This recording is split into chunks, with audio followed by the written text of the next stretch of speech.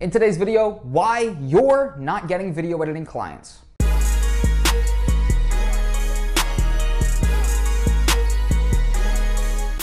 Welcome back to another video, guys. My name is Jack. I produce weekly content based around video editing, videography, or how to make money making videos. Subscribe now if you're interested. Today we're pushing in the opposite direction. Usually I tell you guys how to make money and how to get new clients and overall how to build your business. Today I'm telling you why you suck, or maybe you don't. Maybe you only kind of suck, but overall, why you're not getting jobs.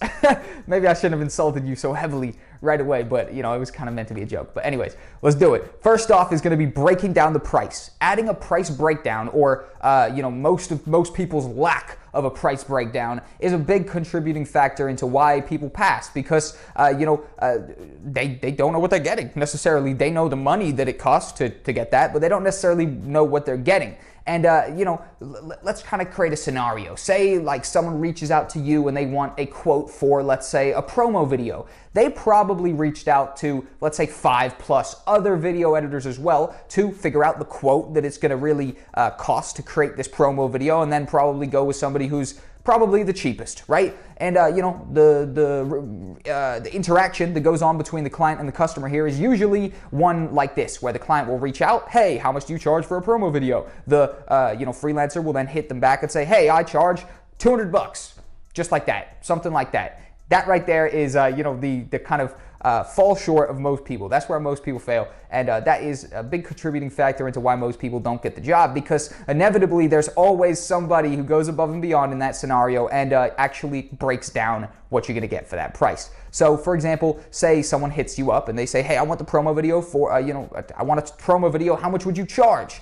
And you hit them back with a description. So for example, hey, for a promo video, my average price is dependent on budget, but can vary between $200 to $300. For this price, you're gonna get a full, full post-production edit. You're gonna get color grading. You're gonna get you're gonna get titles. You're gonna get music. You're gonna get, you know what I mean? So you actually break down the price. You break down what they're actually receiving for that price, not just a dead quote, which is not very appealing to the average person, like I said, if you're just giving them a quote, inevitably there will be other quotes that people are giving them, and they're just going to go with the person who is the lowest. But if you've actually added this breakdown, this really detailed explanation of what your service really consists of and what the final result will actually be put together based on, then it's going to definitely increase your chances of getting that job for very obvious reasons. If one person's listing loads of benefits and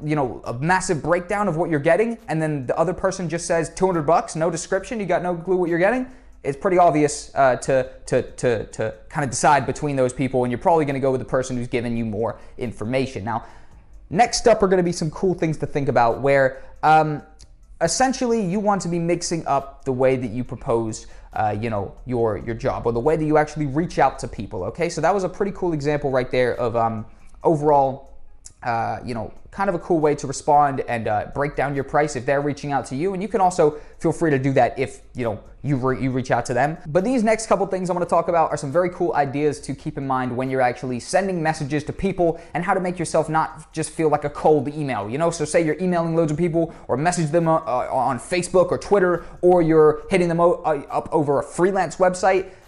These are some ways to make your messages not seem as cold. And the number one tip would be to not try and catch everyone, right? This is going to apply to the next couple things I'll tell you. Don't try catch everybody. Don't make your message so broad that it just appeals to anyone. You know what I mean? You want to really narrow it in and make your message feel like it's really talking to the client and the personalized client. And the number one thing I could suggest would be to personalize your proposals. So for example, say you're hitting somebody up, I would actually do a little research on them, do a little research on maybe something they did on the weekend, or something just actually personal about them, maybe the services they offer. So for example, personalizing your proposals could be like, hey, how's it going? I saw you want a promo video made, which is a cool example. I'm just using that because it's a simple example. But hey, I saw you wanted a promo video made.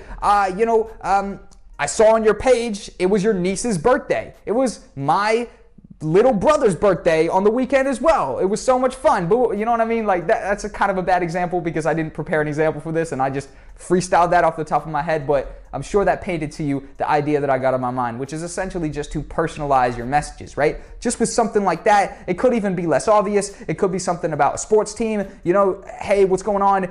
You know, the Miami Heat, they won this weekend. I saw you got, you know, a Heat jersey on in your second profile picture. Great, love it. You know, I got that in common as well.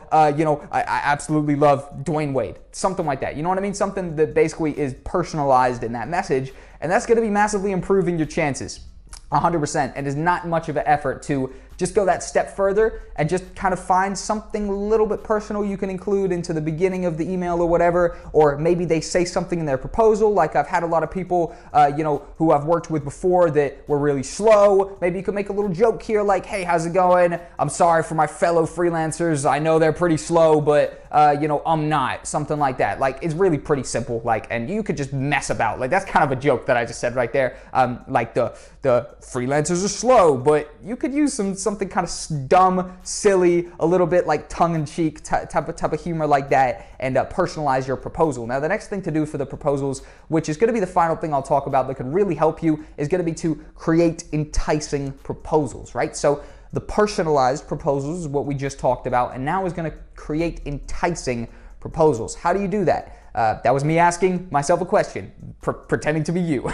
I'll show you how I do it. Basically, you want to add something that is kind of attractive and that makes this seem like a better deal. And I'll tell you how I do it. So this is a concept that I've taken from How to Get Filming Clients, which is you know, something I applied this to as well, where when I was really trying to get started as a videographer years ago, like 2 years ago or something, no one wanted to hit me back because I didn't really have any past work to show them that was very good. So it was tough to get these clients, right? And I really wanted to do it though because I was interested in it, and you know, it's fun. Obviously, it's my passion. And essentially, I came up with a very simple way to actually appeal to these people. So I was trying to get paid to come out and film, but nobody wanted to until I added this one thing to my message, and the one thing was the word introductory priced. So instead of saying, hey, how's it going? I'm a videographer, or in this case, I'll give a case sensitive example. So, hey, how's it going? I'm a video editor. You know, I'd love to edit you a promo video.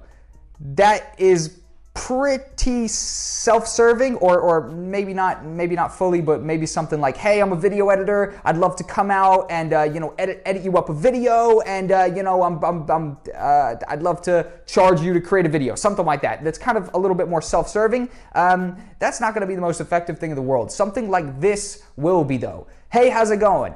I'm a video editor. I'd love to offer you an introductory priced video. And it's funny how something as dumb and silly as that kind of two-word combo, introductory priced video, or introductory priced is the two words. You know, something as simple as that can make people just want to message you back. You know, if a lot of people have hit them up and they're all offering a set price, or more specifically, they're all talking about their services in terms of a way, you know, of kind of getting money from the client, essentially, like, hey, I'd love to offer you this video, come pay me to come and film it for you. Instead of doing that, you can say something like introductory priced video, which just makes them feel like they're getting a better deal. Maybe they want to message you back, and when they do message me back in the kind of early stages of using this method, I would, you know, make it sound like they were getting a good deal. So I'd say, hey, how's it going? Thanks for messaging me back. Yeah, of course I can offer you an introductory price. Usually I charge $200. For you, $150. You know what I mean? Something like that. And, you know, I would usually make something up saying that for every, you know, client that I work with, first I give them a special price just to kind of sweeten the deal. And actually I would go on to get much more business in the future, and they would pay me my, you know, full fee, which is, I'm putting quotations because at the time I didn't even have a fee. I would just tell them I'd love to offer you an introductory priced video, and because it sounded like they were getting a good deal, they would pay me, even though they didn't know that, you know, I'd literally never been paid to come film a video before for somebody ever, right? So that simple tagline, introductory price video, can just, the psychology behind it makes the client think they're getting a better deal, and obviously still provide a good service. You got to provide a good service. I'm just showing you little key things that can help you just to kind of get the client to respond back and maybe proceed further with you than they would have before. But overall, that is how you can improve your techniques if you're not getting clients. Apply this to your own work. Sorry if I mumbled a bunch. I really only have a couple talking points, literally 3 bullet points on my what's called whiteboard behind me. I kind of just exposed myself. If you've been thinking that I have great talking ability, I do, but I do still need a couple bullet points. Thank you guys for watching the video. I've been ItsJackCole. If you enjoyed, like, comment, subscribe. Have a nice day and goodbye.